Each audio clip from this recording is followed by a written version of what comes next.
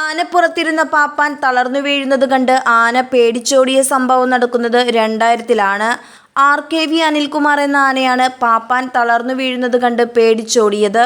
തിരുവനന്തപുരത്തുള്ള പട്ടം എന്ന സ്ഥലത്തു നിന്ന് ഉത്സവ പരിപാടി കഴിഞ്ഞ് മടങ്ങി വരികയായിരുന്നു RKV അനിൽകുമാറും സാരഥിയും. തലേ ദിവസത്തെ ഉത്സവ പരിപാടിയുടെ ക്ഷീണം കാരണം ആനയുടെ മുകളിലിരുന്ന പാപ്പാൻ മയങ്ങി താഴെ വീണു. പാപ്പാൻ താഴെ വീഴുന്നത് കണ്ട് പകച്ചുപോയ അനിൽകുമാർ പാപ്പാനെ തുമ്പിക്കൈ കൊണ്ട് കോരിയെടുത്ത് തൊട്ടടുത്തുള്ള ഒരു കടയുടെ മുൻപിൽ കിടത്തിയ ശേഷം കാവൽ നിന്നു. ഓടിയെത്തിയ പോലീസുകാരും നാട്ടുകാരും ചേർന്ന് പാപ്പാനെ എടുത്ത് ആശുപത്രിയിൽ കൊണ്ടുപോകാൻ ആംബുലൻസിൽ കയറ്റുന്നത് കണ്ട ആന പേടിച്ചു. തൻ്റെ പാപ്പാനെ ഉപദ്രവിക്കാൻ കൊണ്ടുപോവുകയാണെന്ന് കരുതി അനിൽകുമാർ പേടിച്ച് ഓടാൻ തുടങ്ങി. തിരുവനന്തപുരം ടൗണിലൂടെ ഓട്ടം തുടർന്ന അനിൽകുമാർ അവസാനം ചെന്നു നിന്നത് ഉടമയുടെ വീടിൻ്റെ ഗേറ്റിനു മുൻപിലാണ്.